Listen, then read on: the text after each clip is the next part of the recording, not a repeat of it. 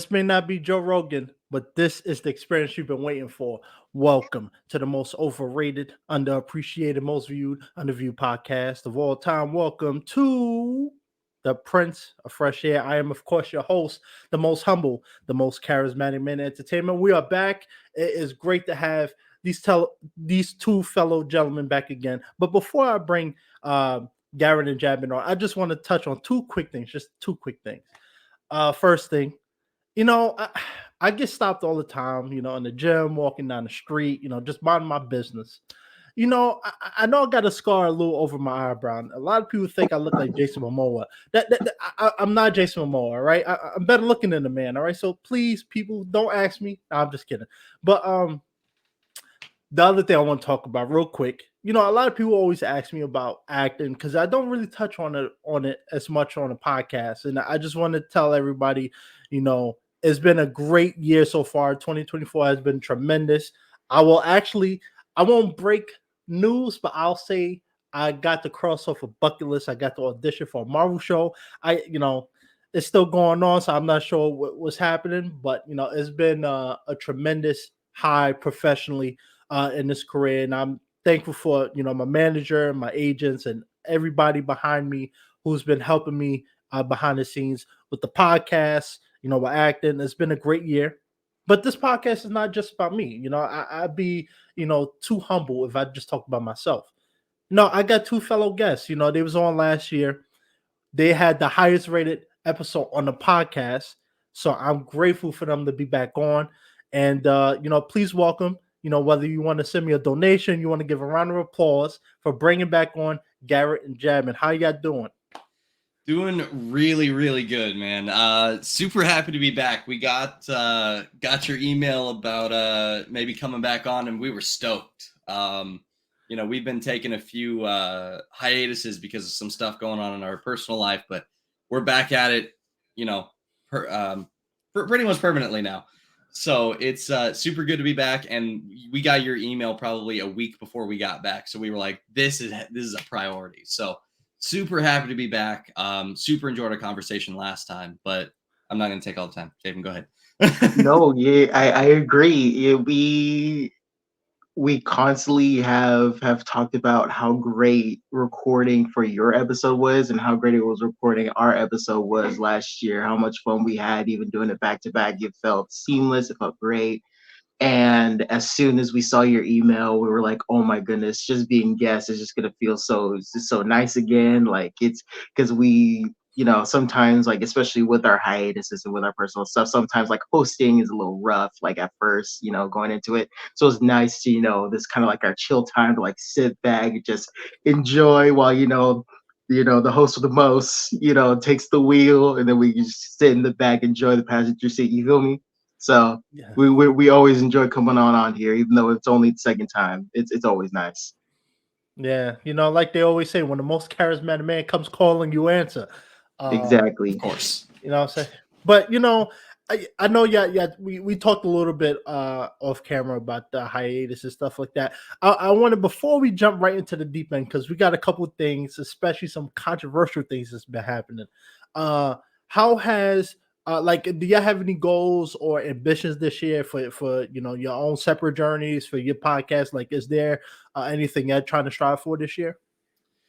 I would say so. I think this year it's more so just consistency for us, because we were, at least I'm speaking for myself here, because last year was like the startup year for us. We started literally January of last year. So last year was us trying to kind of get our footing and figure out the setting for the podcast, how we're going to talk about it, how we were going to edit it, what kind of guests we were going to have on, which we made a first great choice. But it was all about like figuring it out and being consistent with it. So this year, I think the biggest thing for us is just going to be week by week, being consistent, putting out episodes, and just, continuing to have fun with it. That's something that we've always prided ourselves on with the podcast, is that we don't have a script. We don't have we get on 5 or 10 minutes beforehand, go, hey, let's talk about this and this. And then we just have fun with it. don't cut out hardly anything. And I think just being on time and being consistent with it is the goal that at least I would say we have with the podcast this time. Jabyn, you can share your No, thoughts. I definitely agree. The consistency is really important, especially when it comes to my side, because I was kind of the main problem for a little bit because of it, just because of everything that was happening. Because I was in the middle of moving. There's a few things going on like family wise that were like while I was moving at the same time. So it's definitely the consistency and trying to really fit where the podcast should be in our lives personally, because we had a deep talk about this too. Because for us, for Garrett and I, it literally just started, and we already said it on your podcast before, but just going back to it, the whole point of this is because we just want to share our conversations that we normally have with people. That's literally the whole stable of our podcast. It's just two best friends having fun, talking what they normally talk about, but just putting a camera in front of it. So it's such a passion project for both of us. But at the same time, we need to put it where it needs to in our lives. Right. Since it's not our main course of revenue, we don't have to make that our focal and main front in our lives. So one motto that we always have for the podcast that Garrett actually made up is life comes first.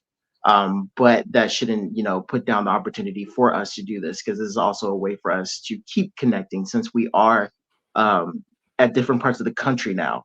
You know what I mean? So this is like another way for us to actually keep each other on our toes, still keeping our relationship that we have constantly. So it's kind of like something that we really, really love doing. And I feel like we finally got the shtick when it comes to like, okay, now we can do this more consistently and we're more focused on it now. Because even though it's not our focal point in our lives, it's still something we can still, enjoy consistently. And I think we finally are able to find that balance, which is fantastic.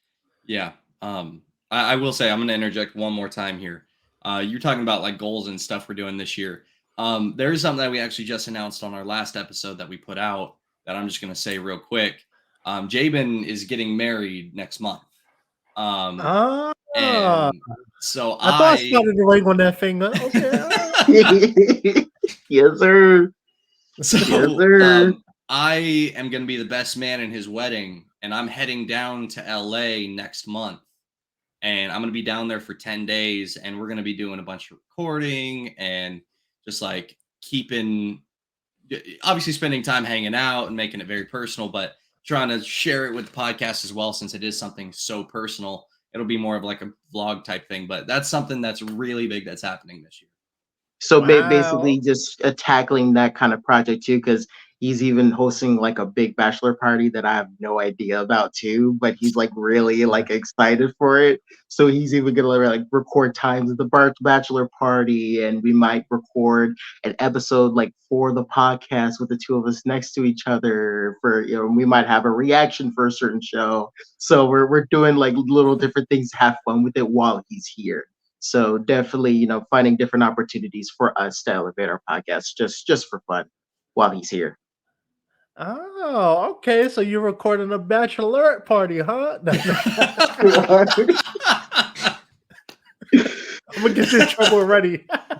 Right. Hey. Well, watch our episodes. Watch our episodes in April. Hey, all I'm saying, I lived in LA. I know what goes down there, so I'm watching. You got connections. Yeah, exactly. I know somebody who knows somebody. But you know what? I would say congratulations on the big day. Congratulations on a new chapter in your life. That's pretty significant, to get married and all that. So that's gonna be fun. Yes, sir. Um, Thanks so much. you like Thanos over there collecting rings. I gotta get like you. I'm just collecting, bro. I'm just collecting. Right? No judgment, man. No judgment. you know, fellas, we always have a good time, but like I said before, let's jump into the deep end, because the people want to know your perspective on everything. Now, let's talk about it. So I actually had an original topic I was going to talk about, which we'll get to. But this thing has been going on in the last week or so. Nickelodeon's new series, Quiet on Set. The documentary talking about Nickelodeon's dark past in the 2000s, 2010 era. Dan Schneider, as we all know, who has been a producer, director, in a lot of our childhood classics, is also being revealed to be a R. Kelly type. Um, how did y'all think about, or when you heard about this, and or maybe caught glimpses of what was happening? What was your thoughts on what's going on with Nickelodeon, Dan Schneider, and our childhood favorite actors, and what transpired on sets? I would say it was disappointing to say the least because, I mean, obviously, all three of us are kind of in the same area where we grew up with iCarly, Hmm. Victorious, Zoe 101, like that kind of stuff is what we grew up with. And so hearing that, like, I had always heard Dan Schneider was just a bit odd and a bit off.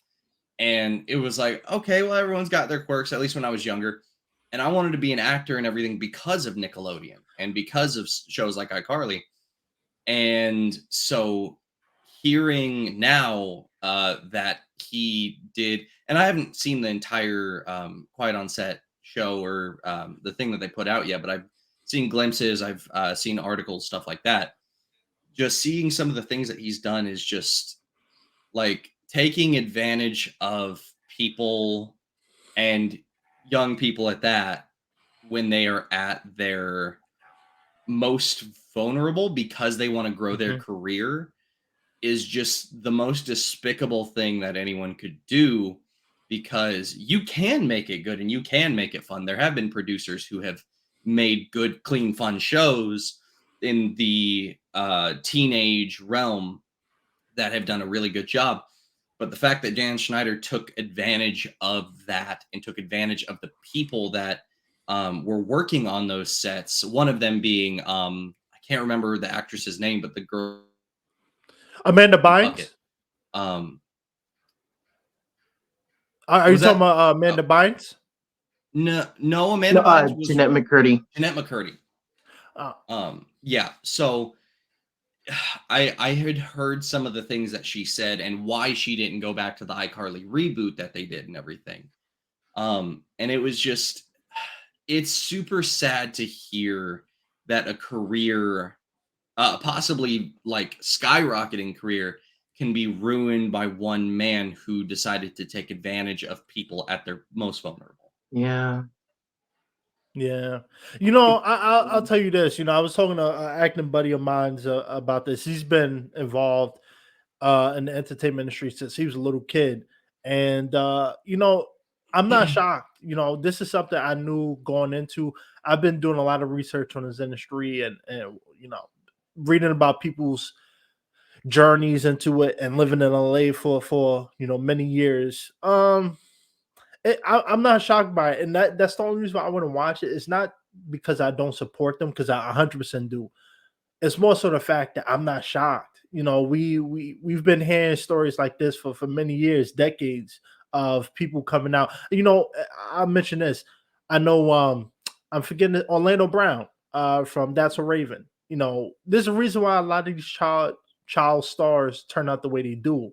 And it's because a lot of times they're victims, and people have made fun of Drake Bell, which he's done some things he shouldn't be proud of, but him, Amanda Bynes, Orlando Brown, and countless others who's been, deemed as drug addicts and stuff like that. But it comes to realize they were victims of people in higher positions, and it happens in the entertainment industry. Or I will say, let me back up. As it was happening in the 1990s, the 2000s, and now we're in a position now where we're getting new people in the entertainment industry. It's not the same old guards guarding the gates anymore. We have fresher blood, newer blood, and people who want to see a change. And this is a big sign of things to change. For child stars, for young men, for young women, because this doesn't stop with the kids. This goes on for young teenagers, young adults, and even grown men. We've Terry Crews have talked about it. He was in his 30s with a family when it happened to him. But let me back up, Jabin. Did you have something you want to mention? No, just I agree with both of you. Honestly, I was going to use the Jeanette McCurdy thing too, but even when I was still a teenager, which isn't that long ago. I'm only 22 right now. When I was like a teenager, maybe if I was like 15, 16 or 17, I saw Jeanette McCurdy in this whole new show on Netflix. I forgot what it was, but it was a really cool show because yeah, it was you turn at a certain age and then you die in like your 20s. It was crazy. I loved the show, but no, but since then, and then she kind of just stopped acting for a while after that, Hmm. and she came out not saying a lot about it, but said like how uncomfortable she was while she was doing iCarly, and that she wasn't happy through it. So then I kind of already had this image of, well, then who's the showrunner? You know what I mean? And Dan Schneider was the showrunner.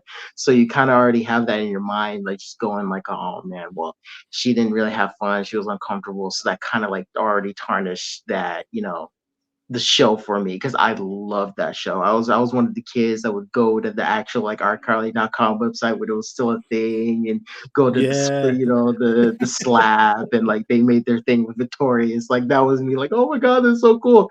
So classic.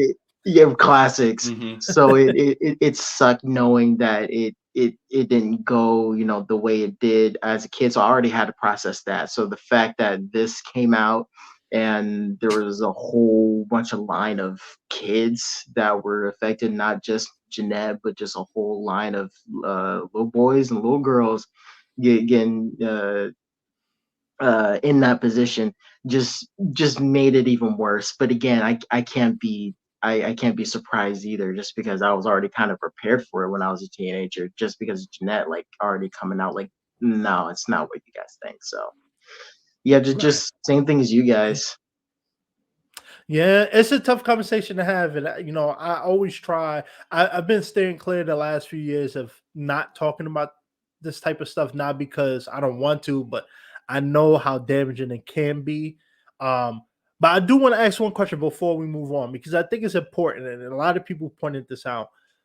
Again, I'm not surprised, um, because people's careers is that line.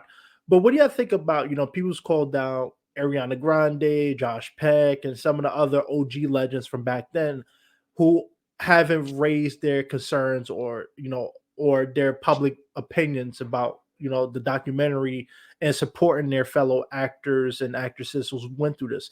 What do you think about that? Like, do you feel like people who even weren't direct victims do have some sort of, I would say obligation, but some sort of um, you know, morality to speak out and show their support, show their support publicly for all of these people who came out and talked about this abuse? I feel like it is especially if you're close to your co-stars at that point. It's the right thing to do to show support for standing up for stuff like that, even if you weren't a direct victim. But at the same time, if they were victims in some sort of way, everyone has a different way of moving on. Some people don't move on, and some people are hurt so bad by it that they do Mhm. end up falling into certain things, falling into certain groups of people, and just kind of keeps kind of hurting their lives as they go on. But some people, I think Josh Peck being one of those, he's completely turned his life around from when he was on Nickelodeon and all Disney and all that kind of stuff. And he has like a kid and he has a wife now and he's doing well for himself. I think it is the right thing to do to show support, but at the same time, everyone has different ways of healing. And I think Right. Josh Peck and all that, and all them that have maybe not been super vocal about it, maybe their way of healing is just moving past it. Um, so And to, I, and I to th- stretch that out just a Mhm. little further, it's kind of all subjective, right? Like Mhm. you already have like I'm not trying to use that as an excuse, but you kind of already have like a whole streamline of people that are, showing their voices and wanting to show their voices and, trying to make a change and make it known. So since there's already a platform making it known and you already see like all the stars from the different shows are, even if they were a part of it or not, giving out their voices and saying what he did. If they're trying to make a difference, that's more than enough to make a difference nowadays. Because I mean, the simplest thing can open up a court date now. You know what I mean? Even if it's true or false, even if it's if the person's not guilty or not guilty nowadays. So it again, just to streamline on Garrett's point, it all just depends on what they feel like is good, either for themselves emotionally or, like you said, also for their brand. Because maybe Mhm. especially Ariana Grande, she has such her own brand right now, and to where she was one of the biggest stars for like a good like chunk of like maybe 5 years, like from album to album, fire, Mhm. fire, fire, to where everyone like kind of almost forgot that she was Cat. You know what I mean? To where she kind of just had her own thing. She was making her own controversial stuff, and she just became huge just off of her own merit and just off of just her Mhm. creativity. So that again, it just might be something that you don't want to look at, like how Drake just acts like he wasn't a part of Degrassi at one point. Kind of just move along. So you don't know, and honestly, like if I'm being honest, when it comes to something a touchy subject and it gets so personal in that way, I personally believe they don't have an obligation to speak out if they don't want to. And since it was now, it's so weird. Think about this now that it is kind of so far away, and it's not impeding on their success. Maybe in their line of thinking, it's like, you know what? I think I'm good. I'm ready to do my own thing. Let me just, I detoxed. I feel healthy. Let me just keep going. You know what I mean? And it doesn't always have to be a point to where you have to do something in your life. Just where you are in your life. So for the people that say that they have an obligation to speak out and do all that, I want people to think more personally and kind of fit themselves in other people's shoes. You know what I mean? Not, well, if I was them, I would do this. It's more like, okay, Mhm. try your best to put yourself in their position. What kind of star are they? What are they doing? And same for Josh Peck. He was hilarious on Vine and Musically and TikTok for a while, and he kind of like brought himself up back with that and YouTube. So why would you tarnish that emotionally? You know what I mean? So definitely just put yourself in their shoes and try to understand.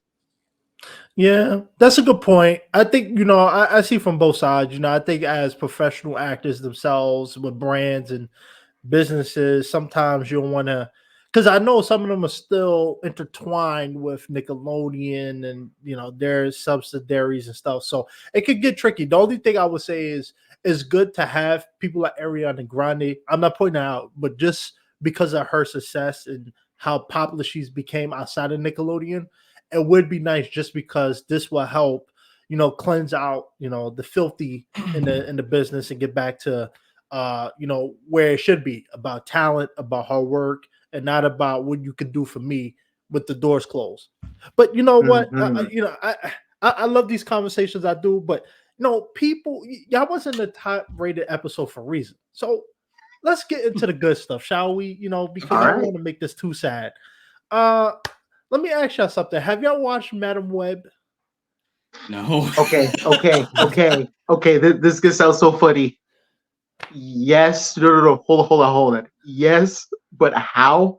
I was gonna buy a ticket. I knew how bad it was, but I was gonna buy a ticket. But then my dad told me no, don't. And he said this is one of those rare occasions to where you just watch a bootleg of it. I did, and I have a lot to say, but I'm gonna let you keep going. But yeah, I did though. I did. But I keep know a going. lot about it. I'll say that much. Dude, you're not ready, but please. Yeah, all right, good. You save your $15 for your bachelorette party, if you know what I'm saying. Yeah. All right, so I want to get into the reason why I asked you that. Actually, I'm gonna have a little fun. If you had to choose between the Wonderful Madam Web or Morbius, which one would you choose? Morbius. Morbius. Morbius, yeah, Morbius. Morbius Okay. actually made some sort of sense. No, even worse to me, Morbius made no sense, and I'm still gonna be okay. It's got Michael Keaton for 2 seconds. That's enough.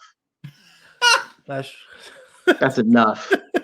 That's enough. And at least Jared fair Leto put point. his all. At least Jared Leto put his all Mhm. into that character. I do Mhm. have to say that the plot for the movie horrid, but the special effects and Jared Leto's performances were top notch. And I can't be mad at those. I'm not gonna lie, I haven't seen Morbius either. I know, fake fan, but like I stay away from those kind of movies because just like I don't want to tarnish it.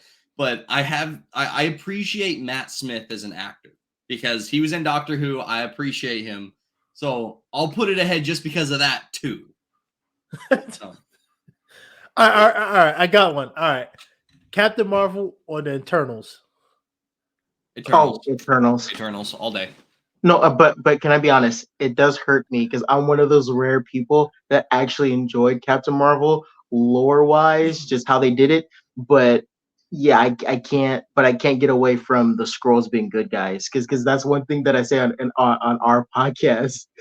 I want to be racist towards the scrolls. That is the one race didn't like growing up as a kid. And in the comic books, they teamed up with Thanos, and there's this one scroll that took the Fantastic Four's powers, and he had all four. So like to me, growing up, the scrolls were like a no-no, and there was like maybe like one or like two scrolls that were like okay, like they were like team up, but no scrolls, racism on scrolls. And So the the fact that they thing, made them victims, I was like, oh, but I want to hate you guys. You're ruining this for me. yeah. So yeah, Right. but I but yeah, mean, Eternals all the way.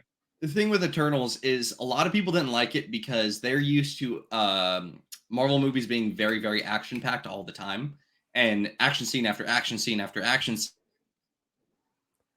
was lore heavy. Eternals was like a lot of a lot of backstory, a lot of this, and it's not a perfect Marvel movie in any sense of the word, but it is better than Captain Marvel because the story itself was pretty intriguing. I cared about the characters a lot more, even though Nick Fury was in Captain Marvel, go figure. But I cared about the characters and the powers a lot more and like the struggle. The only thing, there's a few things I didn't like. The main thing I didn't like is that it seems like in the Marvel movies after that, they didn't even acknowledge the fact that a giant celestial was frozen in the middle of Earth and no one batted an eye. So, that's one thing that bothered me a little. You know One what? thing I did like with the Eternals is the world building. That's one thing that I love when it comes to franchises is how can you tell me a good story while building the world around you. Eternals did so much better than Captain Marvel in that aspect because I totally forgot about where the Kree lives and about the Kree and Skrull War just like that after I was done with the movie.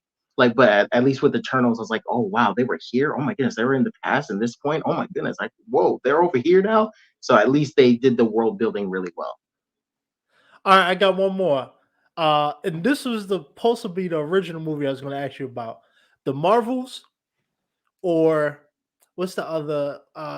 Thor: Love and Thunder. Okay, Marvels. wait. Before you answer, Garrett, me and him are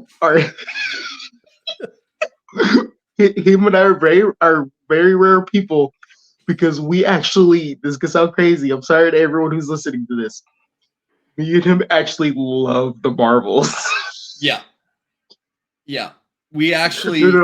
No. We're ready to defend it. So the Marvels all the way. Even though this is gonna be horrible.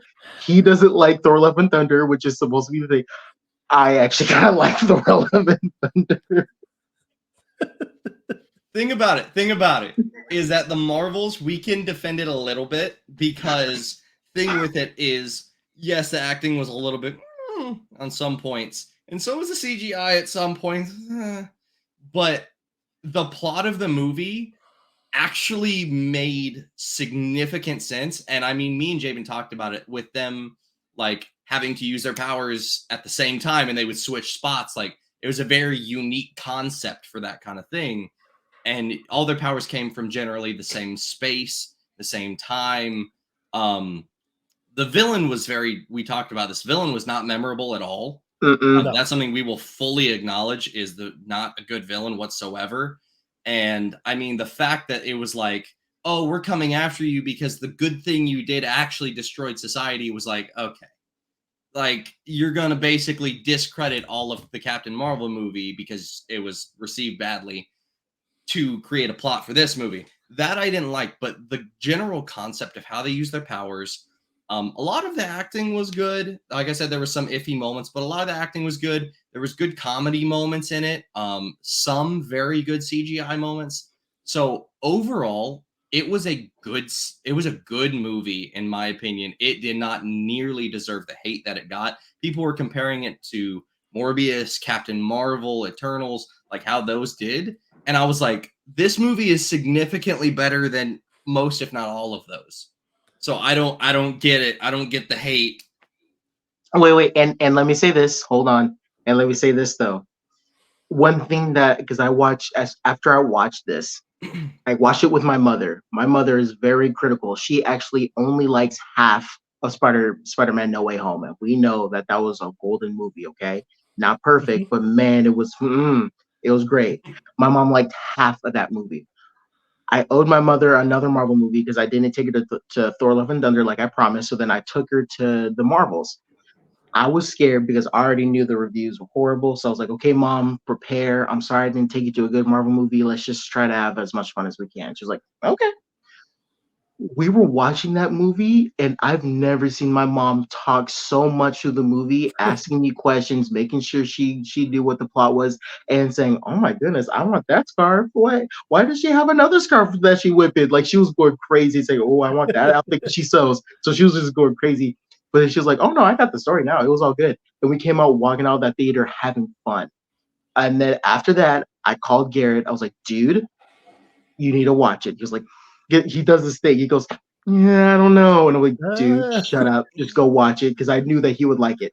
And the reason why we like it as well is because one thing that a lot of Marvel movies, and I would just say, I'm sorry, Disney as a whole, is it seems like they're pushing like a certain agenda, trying to, throw it in people's faces but which is okay, but a lot of stuff are sacrificing a good plot and a good story in sake of that agenda. So this actually felt fun because it had a simple story and a lot to lose because you had this crazy woman that's literally trying to rebuild a world by sacrificing other worlds that need this certain resource. That felt heavier for us to be like, oh, okay, we get it. How are they going to get it done? And they didn't downplay any kind of character throughout the movie. Every single character that you saw on screen had a purpose, and that's why him and I were like, okay, we were feeling it. But literally, who stole the movie was Miss Marvel's family, and we were all in. We loved that aspect. We loved the Flurkins eating the people to save them, because this is the type of stuff that we would like read if we were kids and stuff like that. So it kind of made us have fun. Again, movie's not perfect, villain forgetful, Don't but forget about the the end credit scene. stakes felt high, and the way they needed to get comfortable around each other and force themselves together was, this is going to sound ironic, but organic. The way they had to force themselves were organic. So I wasn't mad at it. The only thing that I probably would have had a problem with, because I actually liked Captain Marvel being the bad guy, like them downplaying the before movie. I like stuff like that. I like it when you like challenge a hero's motive. I love that. Um, well, one thing I didn't like was Spectrum's character. That she didn't want to be Spectrum when we already had her going crazy in WandaVision, you know what I mean? But her like downplaying her own powers, which she like excited about other people's powers except for hers. I don't like it when characters do that. It's ridiculous. But other than that, I was feeling it, and it made sense. And it had the first in credit. This is the last thing I'll say. It had the first in credit scene that I was excited to see in probably about 8 Marvel movies, if not more. Yeah. It had the in credit scene that me and Jabyn called each other and were like, "Oh my god!" Yeah. Oh my god! With the It X-Men was and good. Ed Beast coming in and everything. That was So. good. I'll give him credit. That end scene it stole the movie. The reason why I asked you this, and the reason why I brought up Madam Web is not because I'm making fun of the actresses in the show, but a lot of them have came out. I forget her name right. Sydney Sweeney and a lot of the cast said they did it for the money because the project itself wasn't that great for them, right? And so Marvel head of TV streaming and animation, Brad Winderbaum, came out and he talked about the stigma that's going on with Marvel, and he acknowledged it and said, "Hey, at this point, one of the problems we've been facing was quantity over quality. I think since Phase 4 was after Endgame, the movies has been outside of Spider-Man. I would even throw Doctor Strange 2 in there. A lot of the movies been very not so great received, and people has felt like they just trying to pump out movies and get a cash grab. So before I get into some more specifics, how do you feel about that? Do you think Marvel has went from its original recipe, during the 2010 era, and now they just care about the money? And what do you think? Do you think they need to go back to that recipe, or do you think this is another avenue they can go down to correct the ship? I I I'm 100% with that they need to go back to basics essentially because I talked to one of my other buddies recently. He's not as into Marvel as we are, but I talked to him. He's a movie buff. And so I talked to him and I said Disney in general has been screwing up their entire media department because like the last 3 or 4 animated movies they put out tanked hard. You got Wish, you got Strange World, stuff like that just were awful. Lightyear, awful. Oh yeah. You have all these movies that Disney put out animated that are awful. You have the last number of Marvel movies, excluding a few that were just terribly made. Even Pixar movies, to a certain extent, have just been cash grabs. And so I told my buddy, I said, I would rather Disney go back to if they put out and Star Wars too. Star Wars is in that kind of vein of just cash grabby, and because the story is either pushing a narrative or it's just a badly told story. I said they need to go back to the basics of like I would be happy if they put out 2 Disney animated, 2 Marvel, and 2 Star Wars movies per year. That's it, and not even 2 Star Wars movies per year because those take a bit longer, but just not one after the other like they have been after the last few years. Because if you go from Disney Plus on, it's like every couple of months they're releasing a TV show or a movie or some kind of animated feature. And it's like, okay, yes, you're a big company. You have all these IPs. Absolutely do what you can with them. But you gotta focus and you gotta focus more on story and narrative than messages. And that's something that we actually it's something that we talked about on the most recent episode that's gonna actually come out this Sunday is Bob Iger, the guy who took over Disney. He put out a statement that was like, hey, now that I'm back, I know I'll say that Disney has been pushing messages more than they have entertainment. And Exactly. it's all about entertainment. That's all that it's about. And he said that they've been pushing agendas and messages past entertainment. And that's why everything's been failing. Because if people don't agree with the message, they don't like the movie because you put too much work into the message than the movie.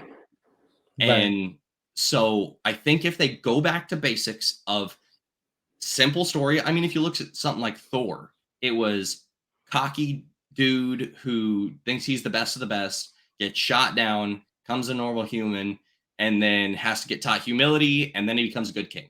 Simple story, but amazing movie because of the execution and the entertainment value. So if they start going back down that avenue, I feel like they can start getting stuff back on track. And I also agree, but I want to like make it a little more like, I wouldn't say intuitive, but like think of it in a bigger picture as well.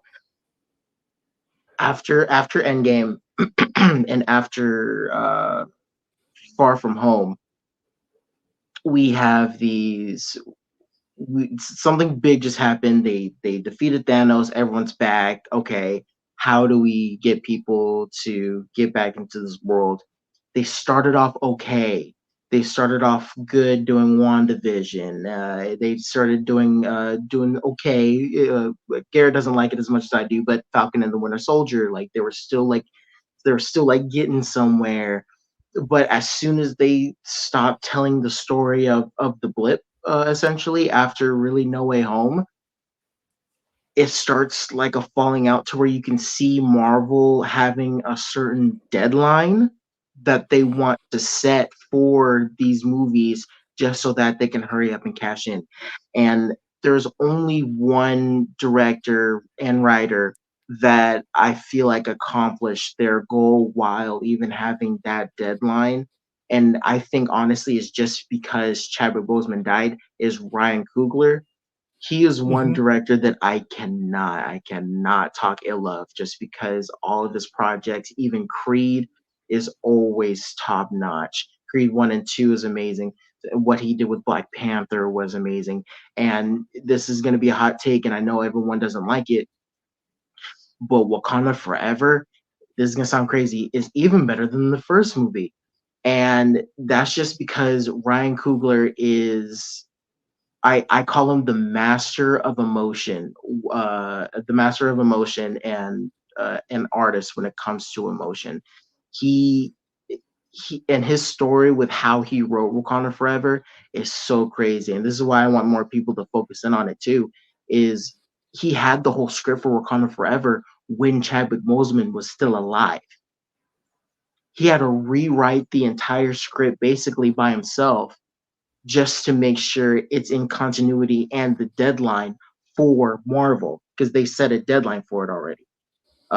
It only got set back like a few more months, maybe 6 months, I believe, because it was supposed to come out like months before, but because of Chadwick Boseman and all that, he had to make tons of rewrites, and and he had to make it feel impactful, and he had to basically make another origin story. You know what I mean? He had to recreate another origin story, which Garrett and I feel he did perfectly, because that's one of the rarest movies from Phase Four that we actually talk about. We had a whole multiverse of comments thing that we feel that this movie did good on. This is one of those rare ones where you sit back and like, dang, I can't wait to see her take down who's the next villain. And that's another thing too, is that with phases 1, 2, and 3, we had one villain build up, and it literally exploded the entire world to where everyone, even if they didn't like Marvel, had to see what would happen. Half of everyone disappeared. So now they're speeding things up, but with the whole of really pretty much whole of phase 4, there's no there's no villain that's coming. Who's coming? I don't know. You know what I mean? Who's the next guy? And that's something that they're missing, that they constantly had even when they first released Iron Man. They had a little bit of something just because they were introducing Infinity Stones really early. And obviously all the nerds were going crazy, like, oh, maybe Thanos is coming. Oh, maybe Silver Surfer. And that time it was, it was simpler, but they were still heading somewhere. They're not heading anywhere. They're just trying to get enough money just to see if we can head somewhere and see how much we can put out there, which gave us She-Hulk and and, and other really bad, bad stuff that we unfortunately had to watch just in case. So I think it's also just, yeah, Marvel and Disney putting out unrealistic deadlines for their creators. Because Sam Raimi, Multiverse of Madness should have been a 10 out of 10 movie. A Sam Raimi movie, he only had one bad movie, which was Spider-Man 3. Other than that, it should have been a 10 out of 10, especially with the resources that he had.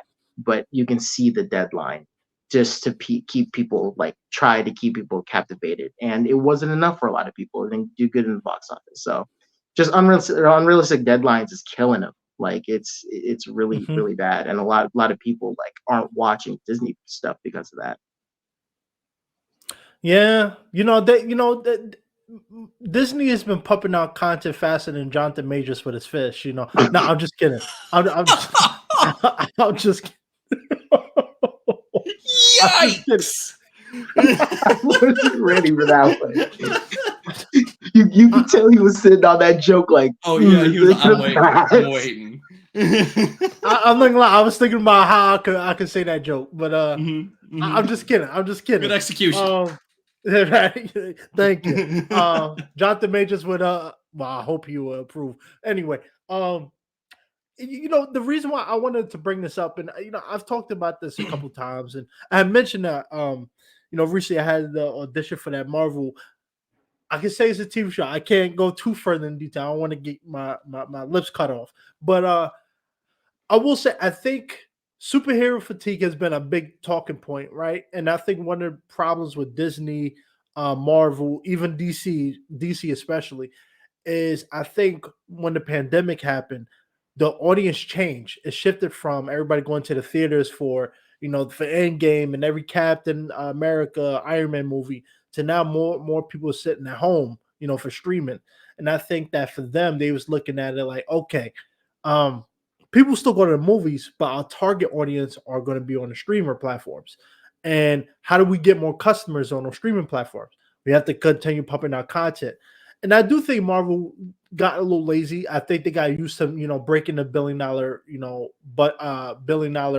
box office numbers. So they probably got a little too comfortable with that. And so they felt like I built this empire. Everything we do is gonna be a cash cow. And I think I wouldn't say lazy is the right word. I would say they got complacent, and I think they forgot what got them there. And that usually happens with a lot of successful things is that you get to that target that you want, and then you kind of forget what got you there. And I think that superhero fatigue is a big thing. And as someone who wants to do Marvel movies and enjoy them, I do think that they have to go back to the original formula. DC too. I hope they listen because I love DC. I've been a DC fan way longer than Marvel. Same. Um, I'm with you. I think, yeah, I think they got to slow down and realize, okay, the audience ain't going nowhere. If you keep them on their toes like they did with Infinity Wars, like they did with even, Captain America Civil War, if you keep people on their toes, they're going to come back. You want to give them just enough that keeps them coming. And I think they've filling us too much with everything. And so I appreciate Brad Winderbaum and even Bob coming out and acknowledging that because I think they also realize, hey, we're losing money. Like Madam Web, who would have thought, 10 years ago? No, I wouldn't even say 10, 4 years ago. Every Marvel movie was almost either a $1 billion box office. They passed it, or they was damn near close to that. And Mhm. now they're not even breaking even on some of these movies. So I think they gotta acknowledge that. So what do y'all think? Do y'all think that they need to just I know you touched on it a little bit, Jabin, but do y'all think they need to just slow it down? Because I was looking at I think it's phase 6 with Captain America. I forget the new New one. World That Order, yeah. Yeah. yeah, like that one, I think it's not coming out for 2 years. So I do think they they're understanding. But do you think that's what they need to? Let's take it one project at a time. Because we don't want to lose our audience too much. But you got to watch this TV show, then this TV show, then this TV show to understand this movie. What do you think about that? I think that they do, to an extent, they need to go back to that. Not all the way back to the beginning where it's like, okay, we're building a new team because everyone knows Marvel now. When Iron Man started, no one knew except for comic nerds. Everyone was just like, in the general audience was like, oh, it's a smart dude who creates a suit of armor. It's like, oh, okay, that's entertaining. But now everyone knows Marvel. Everyone knows it. Everyone's familiar with it. So they got to go back to a version of the original concept of taking it slow, because, like I said, it has to be quality over quantity. Because yes, you're right. What you touched on with the streaming service and everything, that was their audience. And the thing with streaming services is it's either weekly episodes of certain series, or they're just putting out new series constantly. So they have to get back to the theater mindset. I'm gonna say the theater mindset, because if they go back to, we have to make this a spectacle of a story instead of we have to just put it out. Um, Again, if you take movies like we talked about our favorite movies in the last podcast that we did together, it was like, Captain America, the Winter Soldier. It was I think one of them was Black Panther, Wakanda Mhm. Forever, obviously. And so stuff like that, it's like it didn't have the most mind-blowing CGI of all time, and they didn't put it out back to back with multiple other movies, but the story was so convincing and had such a connection to the audience because it took characters that we already loved and it intertwined them into a dangerous predicament. And not just a dangerous Mhm. predicament where it was like, oh no, the bad guy, I hope he doesn't get away. It's like, oh no, the world has a good chance of exploding here. Something along those lines, Right. or like this country has a possibility of being taken over, like in the Winter Soldier when they, rose the ships up, had the ability to kill anyone they wanted. It's those stakes that need to be done right. Because if you take those stakes and put it to the Eternals, for instance, like they did with the giant thing coming out of the earth, it's like, okay, yeah, it was some big stakes, but it was not executed right. Because executing it right would have been building a story on it. Because Hydra had been building since the first Captain America, which was what made it weighty. Ooh, So Right. if they can take something like that and build on it again, either whether it's people from uh the quantum verse from Ant-Man, if they grab a villain from there, I am not talking about Kang Conqueror because we already tried that. But if they can grab a new villain, a new group of villains like AIM, because in the comics, oh my AIM is a God. huge villain Mhm. group led by Right. it's led by multiple people at different points. But MODOK, they didn't do him right in the movie either. But Oh, No. MODOK is the one who led them in the comics, and they have, like I said, multiple different leaders at different points. But if they can take a group like that and make them dangerous, and then put a leader on top of them that everyone is super like worried about, to where, oh, someone's gonna die. I know that someone's gonna die. If they can bring those stakes back into it and mix that with a compelling story, then they have it. But right now, it's too fast, too cash grabby, to the point to where they're not letting FX artists create the level of special effects that they need to on these movies, so it looks sloppy. And that sloppiness draws the audience out of the movie.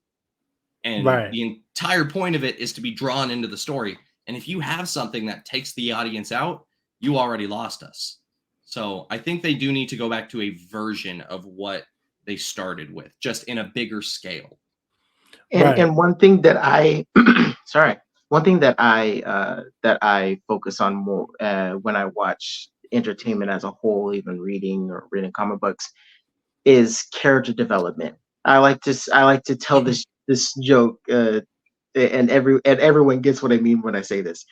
Captain America, in my opinion, is one of the greatest examples, because what I say is, first you can see him as a hardcore Republican at first in his first movie, but all of a sudden you see him kind of like form himself into a Democrat, like closer like Avengers. But then once Winter Soldier comes, you're like, he's like, oh crap, I probably need to be independent. And he starts getting on the run by Civil War.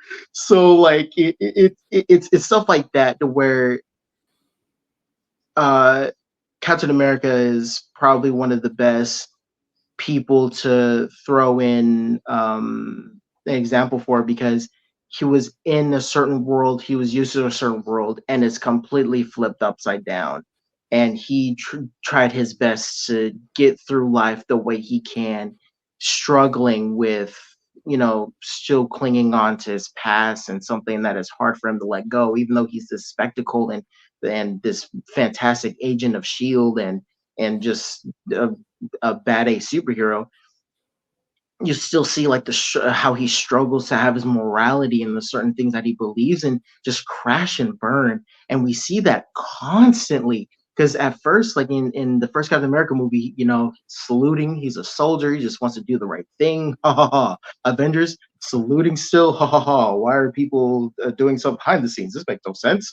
And all of a sudden, Richard Soldier, he's like, why are people doing this? So I understand. And then like going into Age of Ultron and then Civil War, you're like, oh, I'm gonna be on the run. I'm a criminal now. So it's crazy seeing a person's morals and beliefs just get crashed and burned so hard, but still like holding on to. But I need to do what's right. I need to do what's right. It's awesome seeing that kind of character just try to go through these different situations, and I love that he was written so differently different people's point of view, because Joss Whedon, when he did Avengers, the first Avengers movie, which is amazing, what made people watch Marvel movies, Joss Whedon kind of made him a little irritating, and I like the way he wrote that, because honestly, I never liked Captain America comics, if I'm being honest. I like that he made him irritating, but then once the Russo brothers got him, you need to see one of their interviews. They even said, I don't like Captain America. Like, we never liked Captain America. So they're like, how do we make Captain America likable to people like us? And that right there was the perfect way to like send him off in that way. Because you have people that don't like him and are willing to put him in an uncomfortable position to make him better for everyone. And you can just see the focus that Marvel had, and that's just one character. They did this with multiple characters throughout multiple movies at the same time. So we just don't have that focus anymore.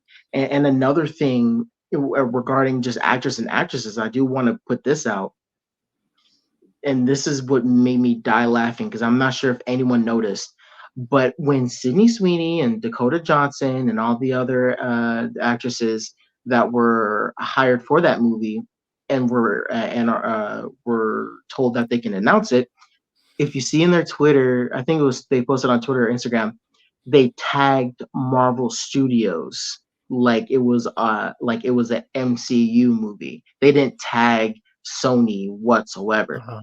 So I think it's also that they came into this like, oh my God, we're gonna be in this huge universe. Let's rack in this money. You know what I mean? So I think it's also uh I think this term is correct. Audience confusion, because I think for them they were like, okay, this is a big MCU movie, like maybe this will put me on the map.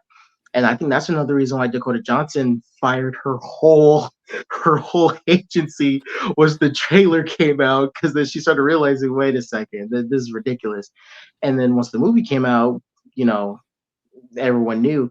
So I think it's also like they need to put their priorities in check and really tell people like, hey, like explain to people who audition for this kind of stuff, explain to them like, hey, so we're not a part of this universe. Sony owns part of something. That's what you're doing. You're in a Sony movie.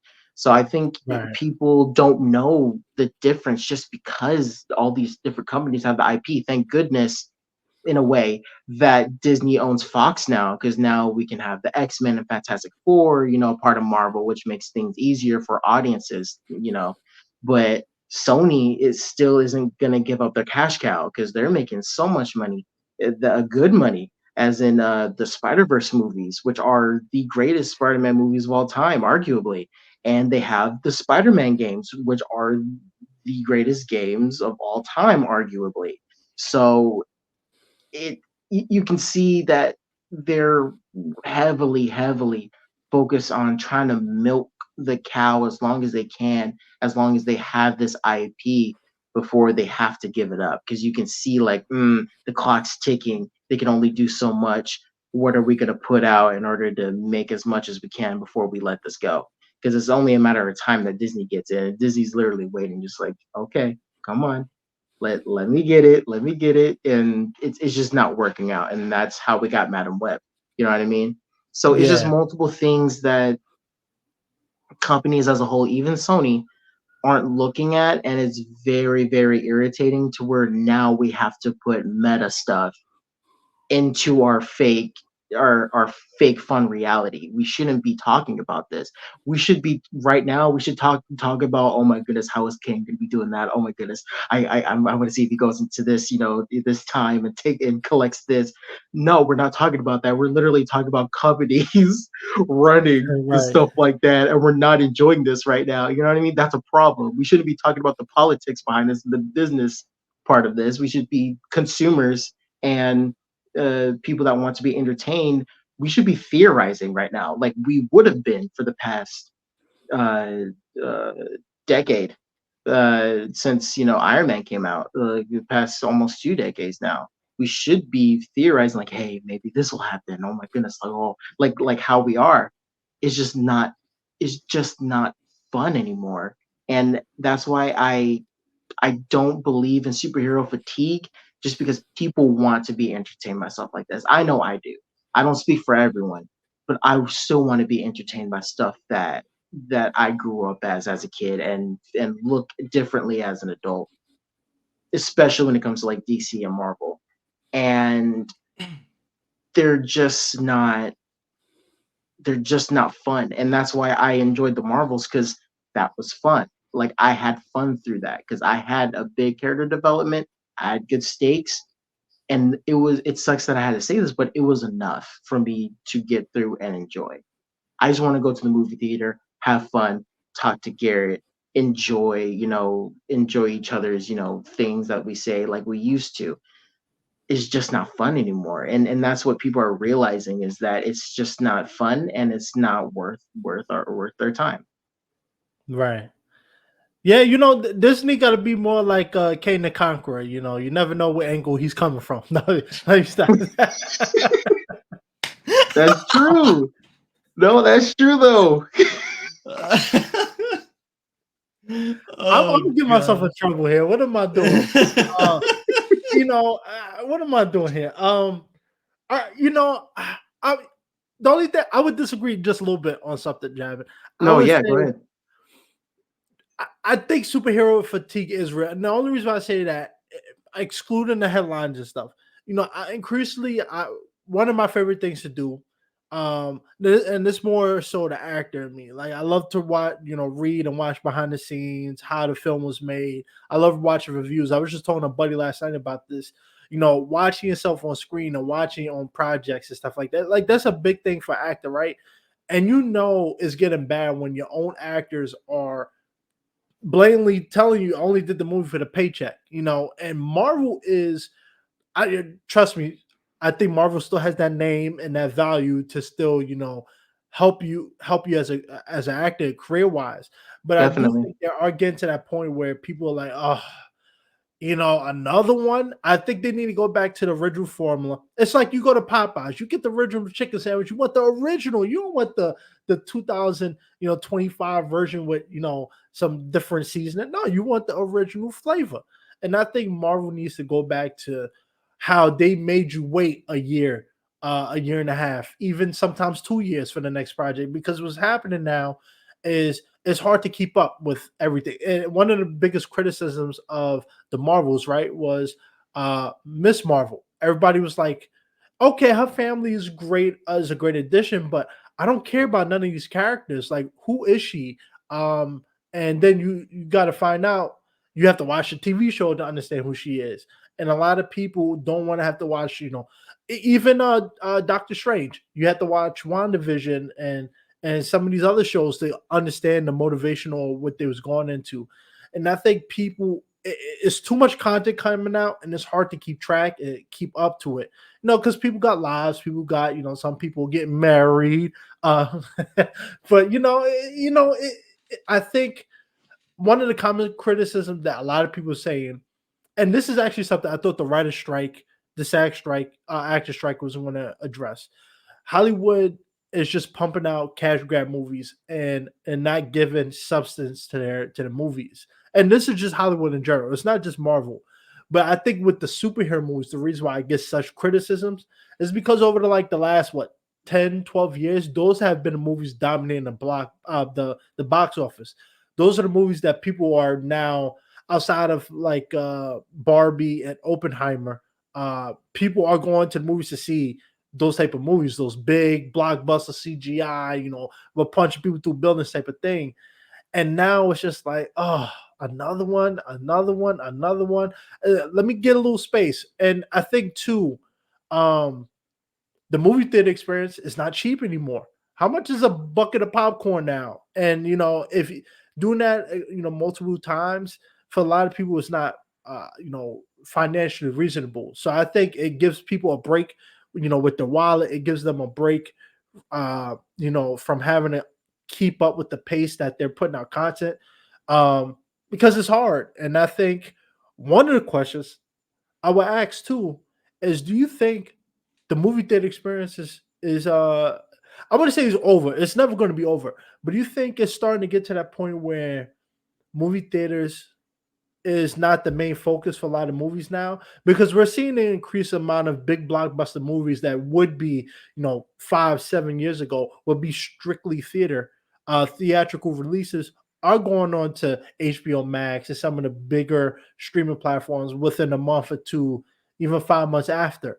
The fact that HBO Max have Black Adam, Birds of Prey, all of these, Aquaman 2, they have all of these big blockbuster movies that wouldn't be on streaming, for years back, a couple years ago. Do you think that streaming is like the new norm, or do you think that once they get the act together, people will go back to the movie theater experience? I feel like both of what you said is true, because I feel like once the pandemic hit and everything in 2020, every theater shut down. So everyone that used to go to the theaters and watch all the movies and watch, just about everything that came out, there was those certain people who would go all the time, or even those people that would go occasionally just couldn't go anymore. And so they did have to rely on streaming for a long while. That's how we all got through the last 2 or 3 years, from 2020 up to like 2022, 2023. Since everything is reopened and the movie theaters are back to normal pace and everything, I think you still have I wouldn't say a majority, I would say a good chunk of the audience that is still in that mindset of, well, I can just watch it on streaming. So why would I spend my money to go watch it in the theater? I pay for all these streaming services. I may as well just wait a month for it to go back to streaming to watch it. So there's that mindset of, I'm just going to wait for it. And then there's the mindset of, we've been burned too many times with these certain movies that we used to love. So again, I'm not going to spend my money to go see something that it might be good. I'll have to look at it from the studio's point of view. Like, that was never in our mindset pre-2020. We never looked at a movie and went, well, this studio is heading it up and this showrunner is heading it up. So it was just, oh, I'm so excited for this movie. But nowadays, it's like, okay, now I have to look at who's making it. I have to look at the showrunner. I have to look at all these things. I have to look at the reviews in order to convince me to go watch it. Yeah. So I think that streaming has become kind of a crutch for a lot of people to not go to the movies, which is why a lot of movies have been doing worse these days. So it's kind of become a crutch, but it's also lost the trust of the people going to the movies. Because number one, like you said, a bucket of popcorn is like $13, $14, which is ridiculous. Depending on where you live. Depending on where you live. Out in Georgia, it's a little cheaper. But anyway,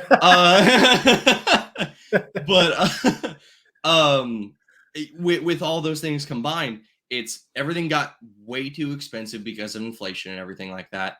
And on top of that, they've lost the trust of the people. And you have to have that excitement factor and that trust for people to go actively want to see a movie and spend their money on it. Because everyone these days just looks up reviews before they go see something. Back when we were in high school, we saw the title of the movie, we saw a trailer, and we said, yes, we are going to go see that. Mm-hmm. So stuff has changed to where now you need audience agreement that it's a good movie before you get multiple people to go see it. And I think that can be very harmful because you miss good movies. Because in my opinion, I'm going to say an example here. Blue Beetle was an amazing movie in my personal opinion. God, it was amazing. Blue Beetle's incredible movie. And especially compared to a lot of the other DC like counterparts that we've gotten. So incredible Right. movie, but you It did had horrible in the box office. horrible in the box office because you Mhm. had the wrong people reviewing it. You had people who were expecting an in-game level movie reviewing it, so they gave it awful reviews, and that made the people going to the box office be like, I'm probably just not going to spend money on it, which then made it seem like a bad movie. People judged it on its reviews rather than reviewing it themselves. And so I think, like you said, both of what you said is true. Streaming has kind of killed it just a little bit for a good chunk of people, but then they also need to, number one, get the trust of the people back. And then people just need Mhm. to think for themselves, honestly. If a movie looks interesting in the slightest, go watch it. I get it. It's a little bit expensive, but I mean, every once in a while, if you see a movie you like, go watch it. If it's not good, whoop de doo. You don't have to watch it again. If it is good and it's a hidden gem, you now know, okay, when this comes out on streaming, I'm probably going to watch it multiple times. So I think it's just, like I said, it's a combination of a bunch of different things why everyone has stopped going to the box office. Right. Yeah, and that's a really good point. I was just about to say, yes, streaming definitely hurt the industry, but there are still people craving that movie experience again. And I hate using I'm not hating on anyone when I say this, but I hate we went through the pandemic, it's a different time, because when did Spider-Man No Way Home come out?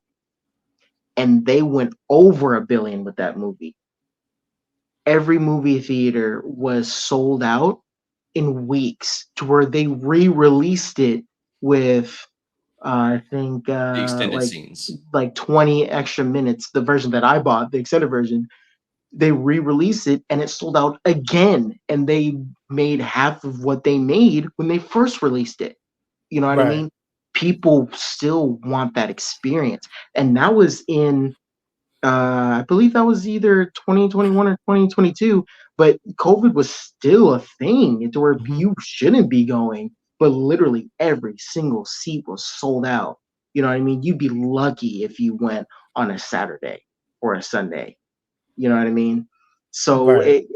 when you look at numbers like that, you see all the people that actually still want to be entertained, and I can't look at those numbers and be like, it's not the pandemic. Oh, it's the streaming. No, that's just a lot of people who fell in love with a certain character and can't wait to see this character being broadened and stretched out in a bigger setting with characters that we also love, back then. So that was a perfect. I feel like that's a perfect opportunity to like show people like, no, you don't understand. We were still in the middle of it, and we still went to the movie theater without masks. So it's That's true. you know what I mean? Like we all did it. You know what I mean? And that just shows you that there's a whole bunch of people, $1 billion worth of people that still want to have that movie theater experience. And coming from what I like right now, which my dad has loved since the 80s and 90s, Dune. Dune honestly is a perfect example of a fantastic franchise that is doing fantastic plot wise, story wise, character development wise, and box office wise. I know Garrett doesn't know anything about this, but Dune is probably right now with how they're doing it, and I'm so glad that it's being done in this way. Is such an underrated franchise right now, and I think it's just because not a lot of people know it. And I think for Warner Brothers, Mhm. like this is gonna be like a we're gonna be in a Warner Brothers era for a while, because they released Wonka, which I thought was amazing, and they own the Dune franchise, and they already came out with one and two, which has done fantastic, especially with them collaborating with with the people that have been with the books and the old TV shows and the movies and stuff like that, and actually making this like it uh, like having a passion for it, and you can tell the director and the writers have a passion for these movies, and it's so refreshing because it was at a point where I was giving up on Hollywood altogether. Like, at this point, I'll just kind of like chill and just watch these just so that I can go on the podcast.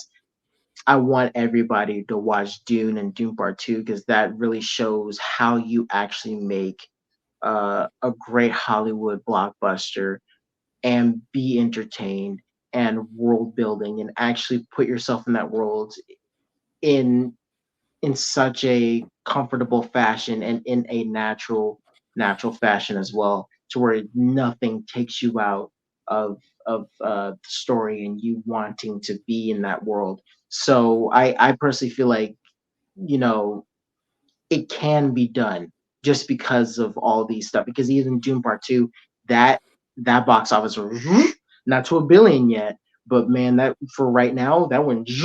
So you still have people, and no one knows about Dune. You know what I mean? Like, who knows about Dune? But No. that even got a whole bunch of money. You know what I mean? So you still have a lot of people that are craving just sitting in the theater, relaxing back, watching that IMAX screen.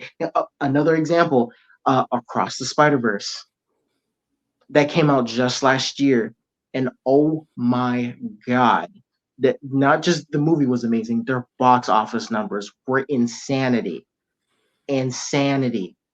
because everyone, and I mean everyone, wanted to watch this in IMAX or better. You know what I mean? Yeah, I did.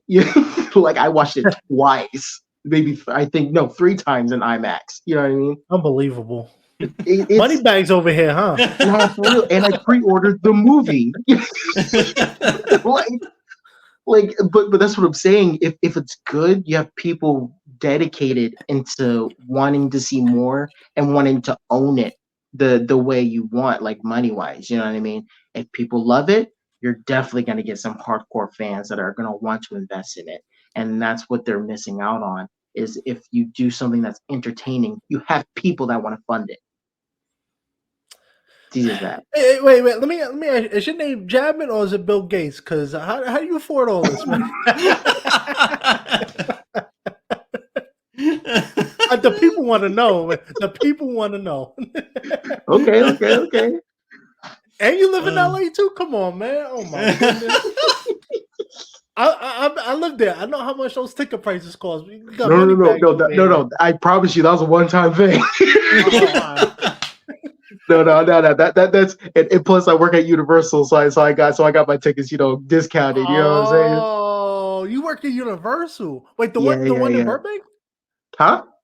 Do you Yeah, work in at North the one in Hollywood. Burbank? Yeah, next to Burbank. Yeah. Wait, what do you do there?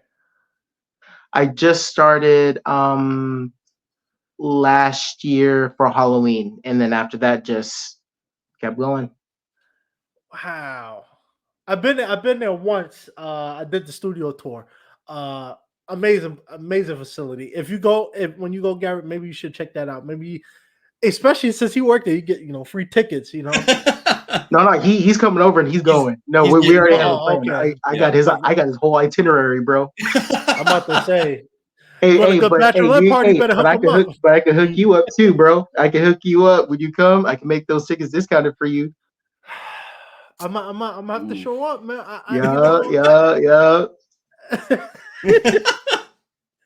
Yo, they're gonna roast him like, yo, you an actor, you look for discounted tickets to support your other actors. Hey, hey, money listen, with the economy like it is, man, you can't complain. You got to get every discount you can.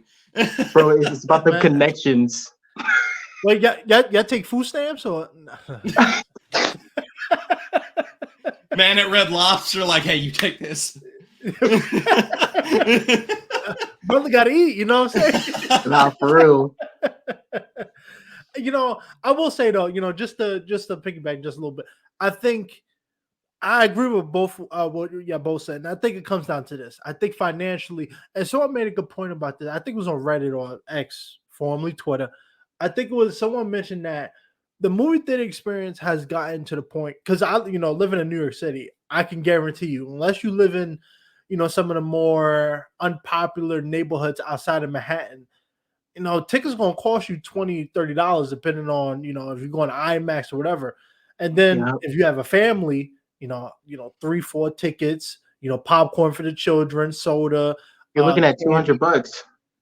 You know, and who wants to do that for a movie that might flop? And I think honestly, I know people gonna be disappointed. My manager might roll her eyes, but I haven't been to a movie theater in almost 2 years, and I do want to go back, but I feel like for the amount of money I'm going to pay and the credit card debt I'm about to, assume, I think it comes down to actually, I don't even think it's financial. I think part of it is I think it's anticipation because the Yeah. last movie outside of Marvel, the last anticipated movie I wanted to watch um was Top Gun Maverick. Oh, it's Oppenheimer and great. Barbie, I Oh, didn't watch those. But that was a great movie, and that was a Mhm. movie they did a great job marketing, great job promoting, and I think a lot of Marvel, Hollywood in general has gotten a little lazy with the marketing. They got a little lazy with, coming up with original material. And I think that's what they need to get back to is creating original material and getting us back to that point where the anticipation. The reason why Marvel did so good in the 2010 era wasn't because of just Iron Man, it wasn't just because of the team. It was the anticipation of what's going to happen next. Who is this guy Thanos? And they did a great job of making an anticipation, worth it. You went to the movie theater and you were satisfied and you was looking forward to another movie. Now, just in movies in general, you like, this agenda or this is not what I'm looking for. I'm looking for the original recipe, and I think I think they just need to come back to originality and making people want to come to the movie theaters. Because at this point, if like you said, Garrett, if people know that hey, the movie's going to be on HBO Max next month, I might as well wait. Black Adam, uh, and I think one of the issues too, streaming costs a lot of money. If you got HBO Max, Netflix, Disney Plus, that you're looking at $50 to $100 depending on what type of and they plan you keep get. raising the prices, like Mm. almost every 3 months now, which is totally ridiculous. And they even had this thing to where you can only have an account in a certain household, so they know the IP address that you're using. So only a certain amount of devices for a specific household, you can only have it in that house Mm, and not log in into other places. So now stupid. that's less people watching it now because hey, thanks for the Netflix password. Oh, it doesn't work anymore. Yeah. And I mean, if I'm gonna step back real quick to when you said anticipation, that brought back kind of a memory almost. I knew you were gonna When tell this story about your dad. Like, hey, what is this about? Yeah, I know the story. well, I'll touch on that, but that wasn't where I was going.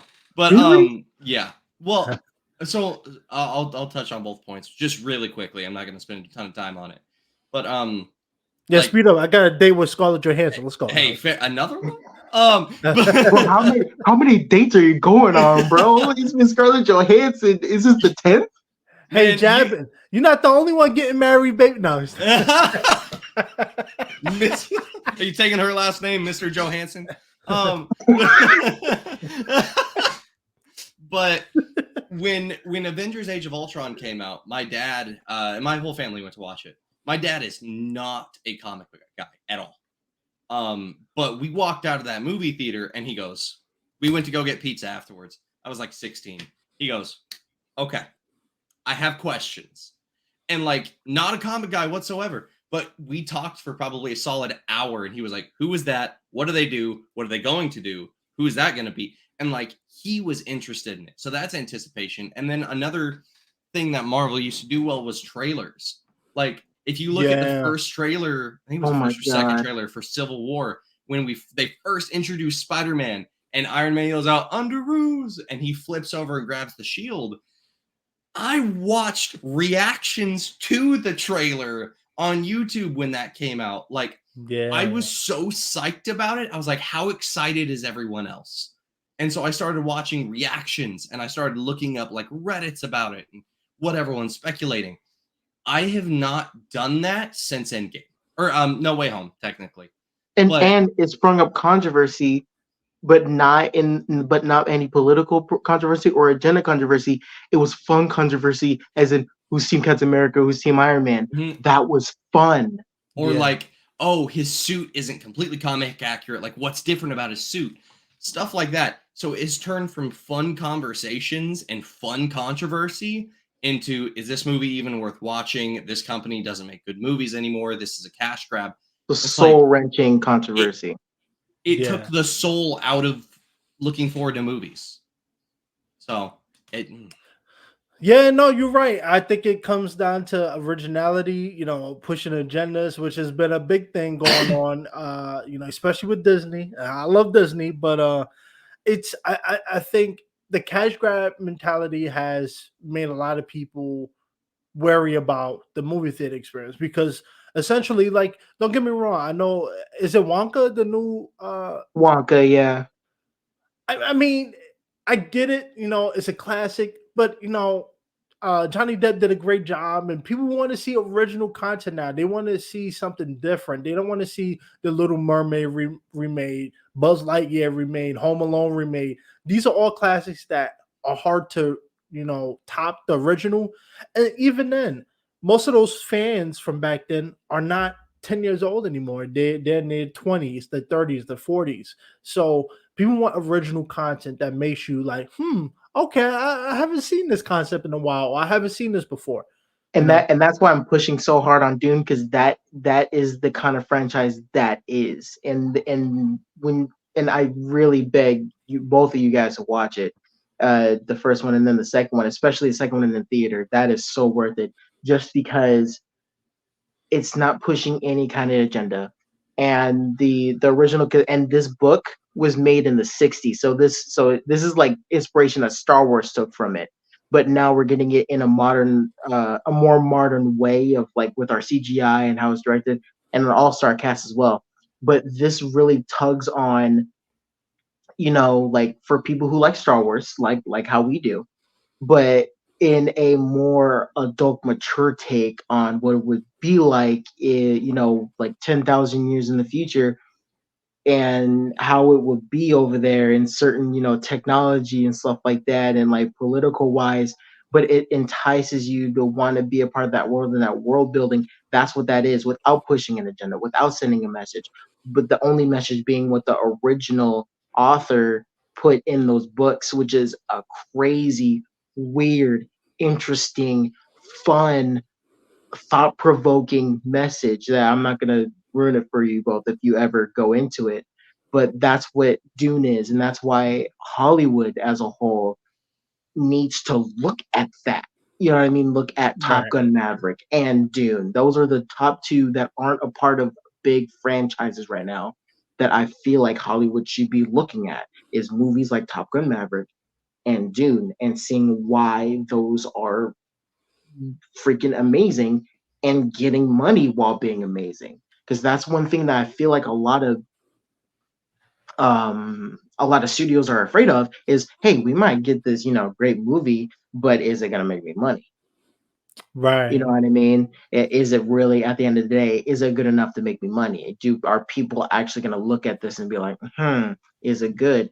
And but those are really like two movies that you really have. And what Dune had behind it, it had a big following, but not a like a normal moviegoer following. But what made it enticing to people were the trailers. If you look at the trailers for both movies, oh my goodness, you have no idea what's about, but you want to find out. And you have amazing actors: Josh Brolin, Zendaya, Timothy Chalamet, that is just killing it right now.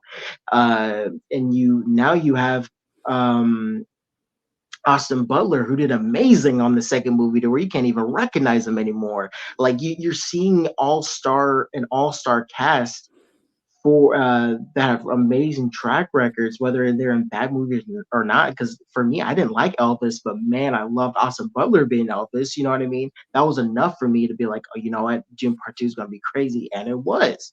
You know what I mean? It was everybody as a whole. So it's also to where, like, movie studios need to trust the artists also, that yeah, actually want to get this done. You know what I mean? And that's why I feel like Warner Brothers, that we might get into the Warner Brothers area, because of not just Dune and Wonka, but also because of James Gunn getting in there and realizing what's happening. Maybe, just maybe, he understands to where now Warner Brothers is going to be the new quote unquote Disney Marvel thing. You know what I mean? The new hip thing. Yeah, yeah. It's going to be an interesting next couple years, and just like Jonathan Majors, I'm coming for you. Nah, all right, let me stop. I'm done. I'm done. I'm done. I'm done. I'm done. Every Yeah, this time. podcast is over. Hey, that did age well. That hurt. No pun intended. I'm gonna give myself in trouble here. What am I doing? Oh my goodness. Fellas, we always have a great time, and we always have a great chat. I feel like we need to do a part two. This is a lot has changed in like the last. It even hasn't been a year since that came on, but it felt like a year. James Gunn. A lot of stuff happened in Hollywood and the movie business, and just our lives in general. Things are always changing. As we wrap things up, because we've been going at this for a while, and I just got a call from Scarlett Johansson. So I'm trying to do the right thing here, But what's going on with you guys? As we wrap things up, what can we find? Where can we catch the latest episode?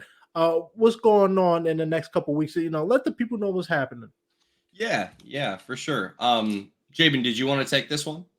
Okay, yeah, I'll take it. Now, since we've been posting enough videos, it's finally, because every people that are on YouTube or on Google never let this happen, but finally we have enough videos to where you can just search up either in Google or easier YouTube cross country comments. Cross country as in running, but even though it's not about running, but cross country comments will pop up. It's a corny little photo of us two together. Click on it. If you just go into the more bio, that has all of the streaming platforms that we're on. We're on Spotify, Amazon, Apple, even Steezer. We're on everything you can ever think of podcast wise. So there's no reason why not to listen to us. But if you want the easiest way, Spotify, YouTube, we have obviously the video version, and then we have a big following on the Spotify version as well. Just catch us on there. And then we got the Instagram CC comments. That's where you're going to get the latest updates on what's going on with us, and when we're going to be uploading. And yeah, just stay tuned. This is going to be fantastic, and we're hoping to go a little bigger, especially since we got a little competition with the host of the most over here. let's keep this dude on his toes. You know what I mean? Yeah, no, it's super exciting what's coming up, because we're gonna be the video that I'm gonna be recording for the bachelor party and everything. That's specifically gonna be on YouTube, because that can't exactly be a podcast. Yeah. I also am the one who edits the YouTube videos, so I put a lot of work into those. So if you guys want to go watch that on YouTube, awesome. But like he said, we're on just about every streaming platform you can find. And like you said, Instagram is Cross Country Comments. TikTok is CC Comments. We're always happy to talk. If you guys want to ask us about anything, talk about anything, please let us know. But yeah, we can't thank Mr. Fresh Prince over here enough for inviting us back. It's been a pleasure. Yeah, that was beautifully said. Now, before you go, I gotta ask one little quick thing. No, I'm not gonna ask you for money. But we squared that away. Although I could use $5,000 in this economy. So is this bachelorette party? Is it going to be PG, rated R? What are we talking about here? It's going to be PG. I would say some instances of like PG-13, maybe. Nothing bad. I already talked to his fiance. She gave me the ground rules. Boo!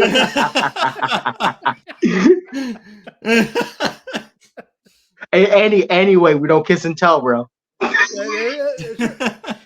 I'll set you up there. I was hoping. Yeah. Hey, let me give you a little advice. If you want to save a little money, go to Skid Row and you'll find. No. Hey, after. Let's cut the camera off. Hurry up with the outro. This felt like a bad drug deal. Oh my gosh. Y'all are making me Oh laugh so my- much my voice gave out. You know what I'm saying? Oh Uh, my goodness. You know, I see. I should have just ended it because what can we do at this point? You know, but you know, guys, we always have a great conversation. I'm looking forward to having you back on. Like I said, you know, follow the Cross Country Comments. That's right, on all streaming platforms. Check them out. Amazing guys, amazing content. And like I always say, a helping hand is a better hand. Thank you to Garrett and Jabyn for coming back on. You don't got to go home, but you can't stay here. We'll see you later.